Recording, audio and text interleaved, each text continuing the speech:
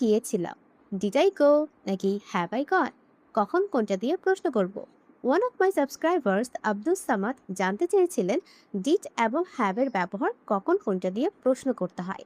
এটা নিয়ে আমি অলরেডি অনেকগুলো ভিডিও করেছি, বাট আজকের ভিডিওটা স্পেসিফিকলি তাদের জন্য যাদের এখনো ডিড এবং হ্যাভ ভার্ব নিয়ে প্রবলেম আছে।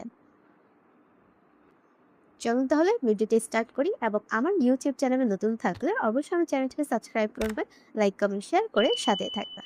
Let's dive into the video. ফার্স্টে আমরা ডিডের ব্যবহারগুলো দেখব, সমস্ত ব্যবহার নিয়ে আলোচনা করব, হ্যাভের সমস্ত ব্যবহার নিয়ে আলোচনা করব, তারপর আমরা দুটাকে কম্প্যারিজন করে বোঝার ট্রাই করব। ওকে, ফার্স্টে ডিডের ব্যবহারটা দেখি। ডিড মনে রাখবেন সব সময় অতীতের জন্য ব্যবহার করতে হয়।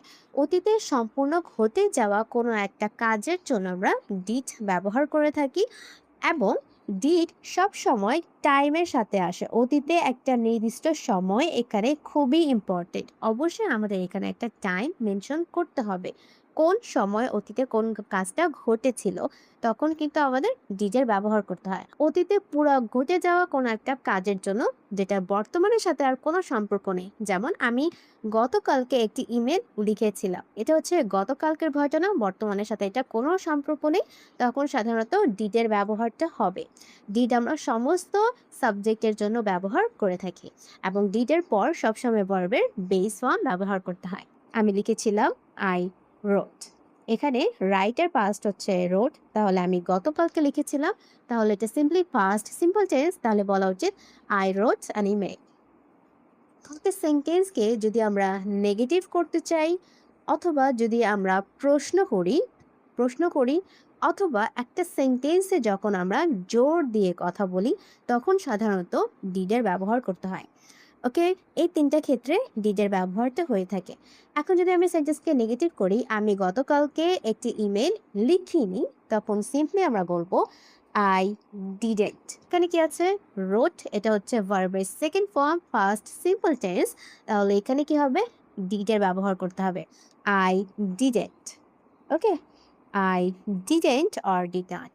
আই ডিড নট লিখিনি, আই ডিড নট। ডিড এরপর কি হয়? সবসময় ভার্বের বেস ফর্ম ব্যবহার করতে হয়, তাহলে আমাদের বলা উচিত I didn't right. I didn't write an email yesterday. এখন যদি প্রশ্ন করতে চাই, আমি কি গতকালকে একটি ইমেল লিখেছিলাম? এখানে কি হচ্ছে? প্রশ্ন করছি। কখনকার সময় কি? সময় হচ্ছে গতকালকের ঘটনাটা বলা হচ্ছে, অতীতের ঘটনা বলা হচ্ছে, তখন কিন্তু ডিড দিয়ে প্রশ্ন করতে হবে। আমরা এখানে বলতে পারি ডিড আই। এখানে কি দিয়ে প্রশ্ন করতে হবে? ডিড আই লিখেছিলাম? Did I right? Did I write an email? Did I write an email yesterday? ব্যাপারটা ক্লিয়ার করার জন্য আরেকটা উদাহরণ নিয়ে আলোচনা করি। দেখেন, সে 1 সপ্তাহ আগে ঢাকায় এসেছিল। এখানে দেখেন 1 সপ্তাহ আগের কথা বলা হচ্ছে, এখানে টাইমটা খুবই গুরুত্বপূর্ণ। হি কেম, এসেছিল, হি কেম টু ঢাকা। কথা বলতে বলতে যখন লিখি তখন ভুল হয়ে যায়, এখানে এইচ লেখা হয়েছে। ওকে, হি কেম টু ঢাকা 1 সপ্তাহ আগে, তাহলে বলা উচিত আ উইক আগো। ওকে, এখন এই সেন্টেন্সকে যদি আমরা নেগেটিভ করি, সে 1 সপ্তাহ আগে ঢাকায় আসেনি, তখন আমরা বলতে পারি হি ডিডেন্ট। কি হবে? হি ডিডেন্ট, আসেনি, হি ডিডেন্ট কাম। তখন কি হবে? ভার্বের বেস ফর্মের ব্যবহার করতে হবে। এখানে এসেছিল, যেহেতু এটা অতীত, পুরো ঘটে যাওয়া একটা অতীত, এজন্য কি হবে? সাবজেক্ট, তারপর ভার্বের second form, first simple tense ব্যবহার করা হয়েছে। যদি নেগেটিভ করি তাহলে এখানে ডিডেন্ট ব্যবহার করতে হবে, এবং ডিড ব্যবহার করার পর সবসময় ভার্বের বেস ফর্ম ব্যবহার করতে হয়। He didn't come to Dhaka a week ago. যদি প্রশ্ন করি সে কি 1 সপ্তাহ আগে ঢাকায় এসেছিল, তখন আমরা প্রশ্ন করতে পারি ডিড দিয়ে। ওকে, কারণ এখানে টাইমটা খুব ইম্পর্টেন্ট, 1 সপ্তাহ আগের ঘটনাটা বলা হচ্ছে, তখন বলা উচিত did he. Did he come? Did he come to Dhaka a week ago? সে কি 1 সপ্তাহ আগে ঢাকায় এসেছিল? একটা কথা বলেছিলাম, একটা সেন্টেন্সকে যখন আমরা জোর দিয়ে বলতে চাই, তখনও কিন্তু আমরা ডিডকে অ্যাসার্টিভ সেন্টেন্সে ব্যবহার করতে পারি। যেমন আমি যদি বলি সেই ঢাকায় এসেছিলই, যদি জোর দিয়ে বলি, তখন আমরা বলতে পারি হি ডিড কাম। এই সেন্টেন্সটাকে এভাবে বলা যায়, he did come. He did come to Dhaka a week ago. সে 1 সপ্তাহ আগে ঢাকায় এসেছিলই, জোর দিয়ে বলছি তখন এভাবে সেন্টেন্সটা বলা যায়। ওকে, যেহেতু আমরা ডিড পাস্ট সিম্পল টেন্সে ব্যবহার করে থাকি, তখন এখানে কিন্তু সময়টা খুবই গুরুত্বপূর্ণ, যে কোন সময়ে কাজটা ঘটেছিল।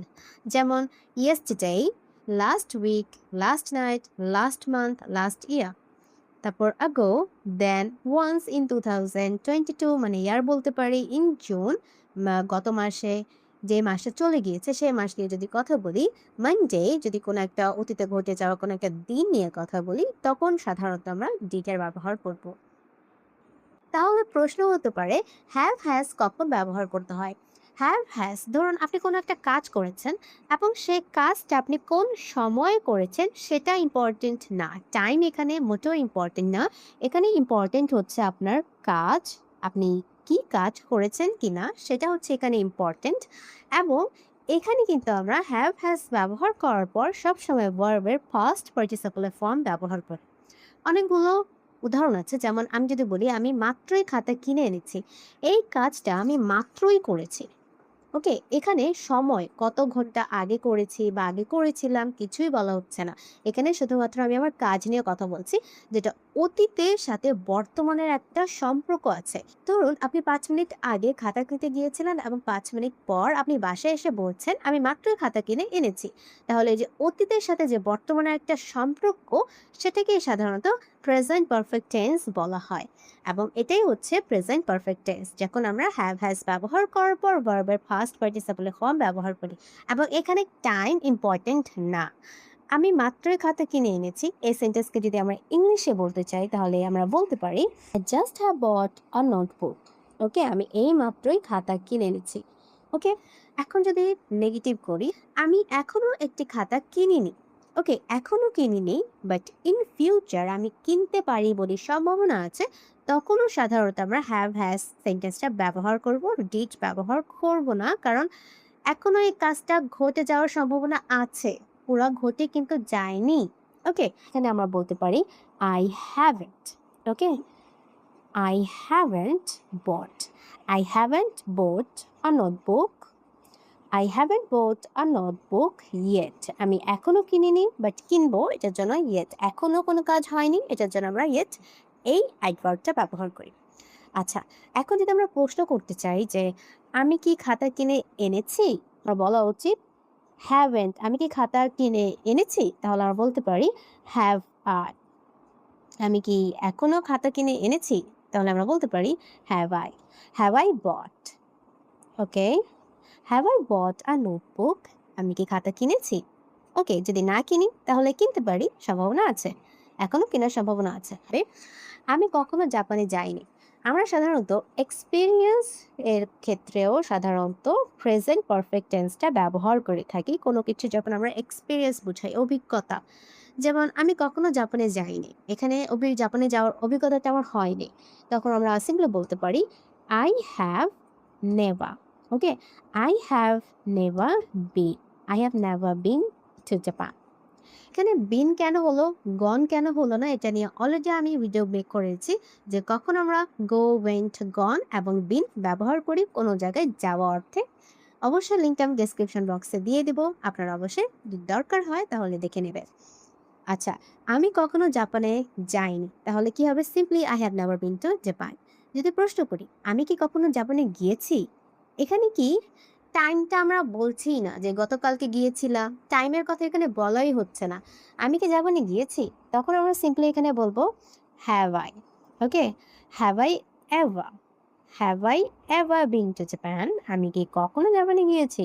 ওকে, তাহলে এখানে কি হচ্ছে, আমরা হ্যাভ দিয়ে প্রশ্নটা করছি, have I ever been to Japan?